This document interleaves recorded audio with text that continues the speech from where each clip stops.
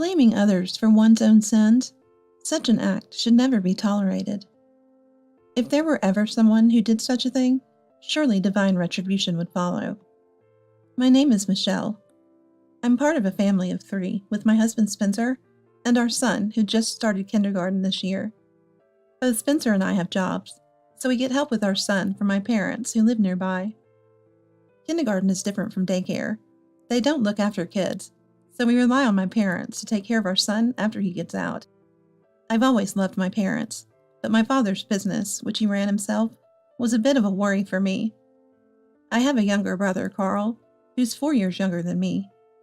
When I was in the 3rd grade and Carl was in his final year of kindergarten, there was a bit of a stir when my father's business became known at the kindergarten. The story even spread to my elementary school, and friends who I thought were close suddenly turned cold. My father ran a construction company that did city repairs, and he always said he was doing things for the benefit of others. I thought my father was a respectable man, so I couldn't understand why his work was such a topic, or rather, a problem. Carl sensed the change around him and came crying to me, but I couldn't give him a clear answer and was troubled myself. My father employed and rehabilitated young people who had fallen out of society, so our house, which was also a dormitory for his company's employees, had quite a few rowdy people. Maybe that gave the wrong impression to people outside. I guessed this and tried to clear up the misunderstanding with my friends, but things didn't go well, and I ended up isolated in my class. That's when Spencer, a childhood friend, helped me out. Spencer and I had known each other since before kindergarten because of the relationship between his father and mine. Spencer, who was in the same class, stood up for me and patiently explained to our classmates, "Mr. Corleone is a respectable man, and everyone working for him is good-hearted. Despite how they might look, seriously, people don't know anything." Spencer, who had been to my house and knew the situation well, said this angrily. I trusted Spencer a lot and thought of him as a very important friend. Carl looked up to Spencer like a brother. I wanted to keep my relationship with Spencer close, and indeed, our interaction continued until we graduated from college. Spencer studied business administration in college and got a job at a consulting firm that supports company management. Seeing my father helping young people by giving them jobs, I became interested in doing the same and got a job at a recruitment agency. After graduation, we were busy getting used to our jobs and gaining work experience, and we only talked over the phone or through messages at the change of seasons. But 3 years later, Spencer's consulting firm started supporting my father's company, and Spencer became the person in charge. "Long time, Michelle. Maybe there's some kind of fate, being able to support Mr. Corleone's company." "You've become quite the accomplished consultant, Spencer." Spencer blushed and said he still had a long way to go, but the 3 years we hadn't seen each other felt like nothing, and we were just like old times. Carl, too, blushed and was happy to see Spencer again after a long time.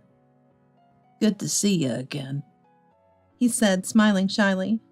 Of course, Spencer had other clients and was busy every day, and I was promoted to head a new division at the recruitment agency, doubling my workload. But we wanted to make up for time we couldn't see each other, and started spending time together whenever we could. Is this a date? We're not really dating, just best friends, I thought to myself calmly. Then one day, at a theme park we'd always wanted to go to, in a spot with a great view of the park's iconic castle, Spencer said, "We've known each other for a long time, Michelle, but I want to be with you forever and ever. Will you consider marrying me?" Surprised by his sudden proposal without even officially dating, I saw Spencer scratching his head. "I can't imagine being with anyone but you in the future, Spencer. Let's keep this up." And so we went from childhood friends to husband and wife. Our fathers, who were friends, knew us well, and when we announced our engagement, they were overjoyed. Carl was thrilled too, saying, "You're really becoming my big brother?" Our marriage was blessed by everyone around us. We continued working after getting married, leading fulfilling lives both personally and professionally. It took a while due to our busy schedules, but 3 years after marriage, I received a gift from the Cabbage Patch. My parents, in-laws, and Carl were thrilled, all shouting, "Yay!" together, making me chuckle. I I gave birth to our son and became a rookie mom. Spencer, now a rookie dad, and I struggled together with parenting. Even with the support from my parents and in-laws, watching our child grow up every day was nothing but happiness. When my son started kindergarten, my world as a mother expanded. I began interacting with other moms whose kids attended the same kindergarten. These mom friends became a natural part of my life, and interacting with various moms was stimulating and enjoyable. However, in every group, there's always someone who's a bit different, and in my circle of moms, there was one who stood out. She was someone you need extra effort to get along with, the kind of person you label as troublesome. Her name was Natalie, a 22-year-old mother with a son the same age as mine, meaning she had him at 18. I don't distance myself from her for being a young mother, but for other reasons. Natalie, despite being a young mother, seemed to idolize or even claim to be a troubled youth. She dressed flamboyantly, with pink hair and excessive jewelry on her neck, wrists, and fingers. Her language was far from what you'd expect from an adult, more like a high school girl, and not in a good way. Her speech mixed crude expressions with a forced cuteness, which was tiring to listen to. "Hey, you know the cafe near the station? It's awful, expensive, and the service is bad. I gave a waitress there a piece of my mind, and she was shaking.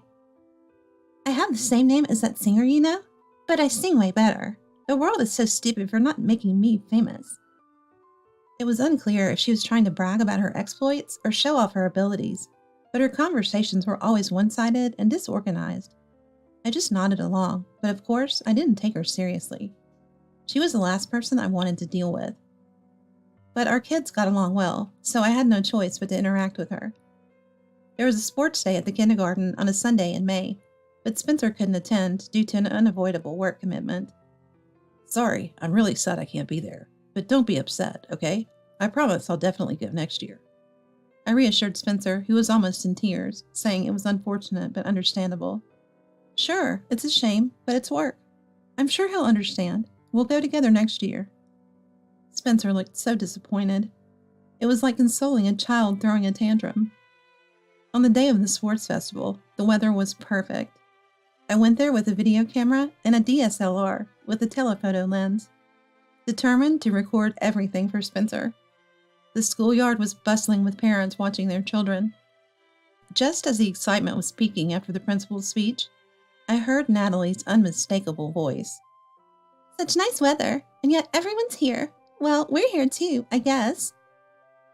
As I was thinking she shouldn't have bothered coming, I noticed a loud man's voice. "Right. On a day like this, the racetrack would be a better choice. But well, gotta do it for the kids." A man about Natalie's age, dressed as flamboyant as she was, started talking to me, checking me out. Natalie introduced him as her husband, Cody, but Cody just said, "Yo," and kept eyeing me. These two were clearly a match, both in appearance and attitude. Cody's long, red-dyed hair, low-slung jeans, and the extreme distressing on his jeans made them look almost torn apart. He wore skull rings and a long keychain. Their attitudes and words didn't fit that of adults and parents. "Nice camera and video equipment. You must be rich, huh? Cool." He was too familiar for a first meeting and almost touched my camera, so I stepped back.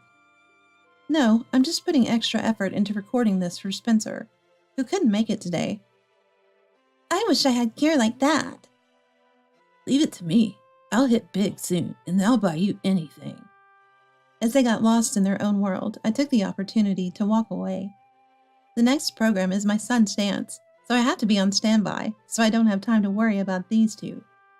I had to get ready for my son's dance performance, so I didn't have time for them.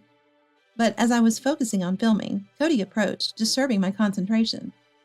"Man, I've been a handsome guy since middle school. Always had girls crying over me. Being the heartbreaker was tough."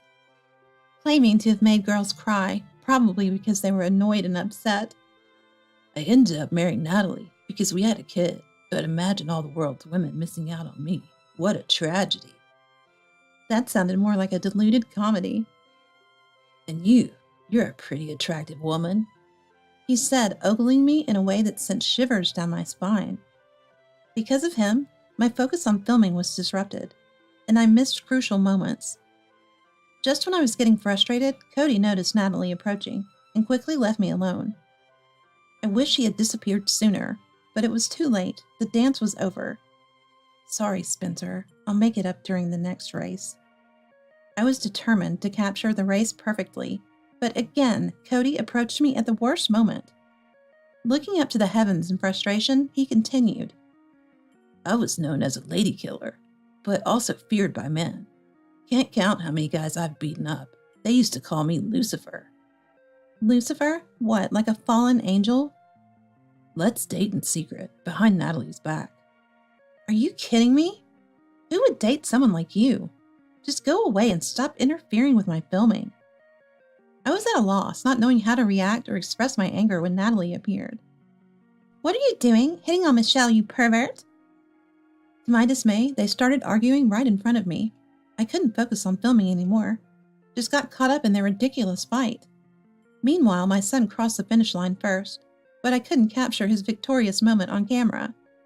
Sorry, Spencer. I was dumbfounded by this unbelievable outcome. That evening, when Spencer came home excited to see our son's performance, I had to break the unfortunate news. As Spencer slumped in disappointment, I detailed the whole incident. He was shocked at such unreasonable behavior and comforted me, saying I did well under the circumstances. It's best to avoid that weird couple. It's unfortunate for the kids, but we need to keep our distance. Spencer's words gave me strength. Facing those two alone made me question my sanity. They were that intense. About a half a month later, while out with my family, we unexpectedly ran into Natalie and Cody. Spotting us, Natalie called out, "Hey girls, are you guys out too? Oh, perfect. How about we all have dinner together?" Reluctantly, we agreed to her forceful invitation and went to a nearby family restaurant. Spencer asked in a whisper if these two are the same old weirdo couple. I regretted it so much that I should have simply refused. But when I saw how happy our two children were to have dinner together, I couldn't bring myself to say goodbye. As soon as they entered the family restaurant, the two of them started ordering, but they only ordered the most expensive items on the menu. Since it's a family restaurant, the prices aren't that high, but I mainly order good items. That is, items that are expensive. They devoured their food like starved children, even though their manners were far better. After eating a bit, they started their usual baseless boasting. It began with Spencer mentioning his interest in cars. Yeah, I love cars too, but back in the day, it was all about motorcycles for me. My gang buddies used to call me Ghost Rider. Natalie added, Cody was so cool back then. He fit the cool guy image perfectly. Yeah, the highways we rode together were awesome. We made chips look like nothing. Wait, weren't you Lucifer? Now you're Ghost Rider? As I forced a smile, he continued, mistaking my fear for awe. Yeah, I was wild when I was younger. Even got this tattoo. He rolled up his sleeve to show a tattoo of a dragon, which was actually quite small. I tried to get a closer look. He quickly pulled his sleeve back down. The rest of the meal was filled with their boasting of supposed heroic deeds, and my husband and I felt forced to listen. When it was time to pay, Natalie said, Since you invited us and we came on the spot, we don't have any money on us. You'll have to pay today. Thanks. Cody added, Thanks for the treat. And they both quickly left with their child, leaving us stunned. Weren't they the ones who invited us? Exactly as you said, Michelle. They're even more intense than I expected. Spencer commented. And that tattoo must be a sticker. It was peeling and shifting. I know, right? They're always so exhausting. I can't even find the words to respond. It's like constant machine gun talk. I've even started rehearsing comebacks in my head. Our son enjoyed the meal, but we hardly felt like we ate, and ended up making noodles at home for a late-night snack. We agreed to avoid those two as much as possible, but fate would have us cross paths with them again. One day, we were on our way to my parents' house when we heard a loud crash. Looking up, we saw a car had rear-ended another. We rushed to the scene to check for injuries, ready to provide first aid and call emergency services if needed. To our surprise, it was Natalie and Cody, who had stepped out in front of the offending vehicle. Cody looked dazed, coming out of the driver's seat. and Natalie stumbled out of the passenger side. Fortunately, they didn't seem injured. What the hell? Parking your car here? Causing me to hit it? Cody started yelling, blaming the parked car. 3 men then emerged from a nearby building. What was that noise? It was incredibly loud. Seeing their car damaged, they were furious. Who's the idiot who did this? Angry men. Their demeanor was clearly not that of ordinary people, hinting at something more sinister. Is this some kind of sabotage against our organization? One of the men suggested, glaring at Cody, who was now visibly shaking, and on the verge of tears. Natalie was also trembling with fear. As the men advanced on Cody, he blurted out the unthinkable. They did it. We were just passing by.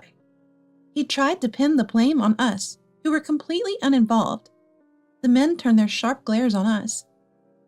It's him. He was driving and crashed into you. I was about to lose my patience, but Spencer reached his limit first.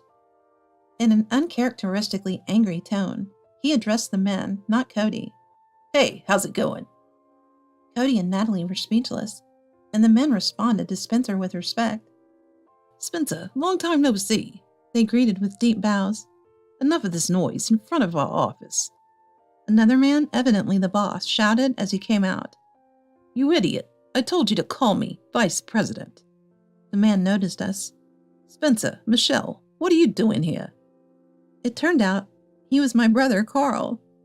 After hearing the situation from the earlier men, Carl, with a face full of anger, confronted Cody. What kind of sense is that, blaming others for the crime you committed? And it's Spencer and Michelle, no less. The two were shaking, unable to comprehend what was happening. Besides, Spencer doesn't even have a driver's license. How could he be involved in an accident? Indeed, Spencer doesn't have a license yet. He just started attending driving school and is about to get his learner's permit. Oh man, this car is worth $15 million. Who knows how much the repairs will cost? You'll be held fully responsible. Cody, hearing this, started crying, saying he had no money. When Carl pressed about the insurance, Cody and Natalie admitted they didn't have any because they couldn't afford to renew it. Help us, please, if you have influence over these people. Spencer and I had no intention of helping someone who shifts blame onto others, but we did clarify our situation. This office is my family's home.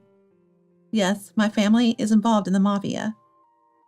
As a child, when our family business became known, I was ostracized and looked down upon, but Spencer, a childhood friend, came to my aid.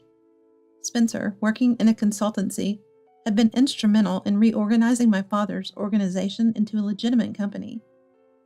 Originally, my father's organization valued the local community, but it underwent reforms to clear misunderstandings and gain societal acceptance.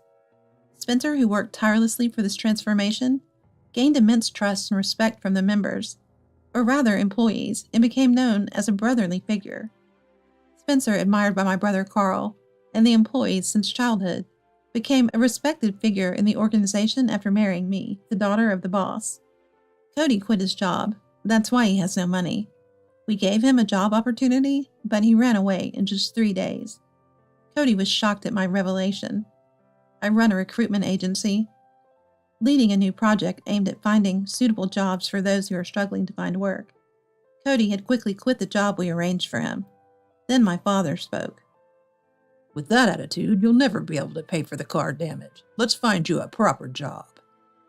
Cody and Natalie, overwhelmed by my father's authoritative presence, broke down in tears.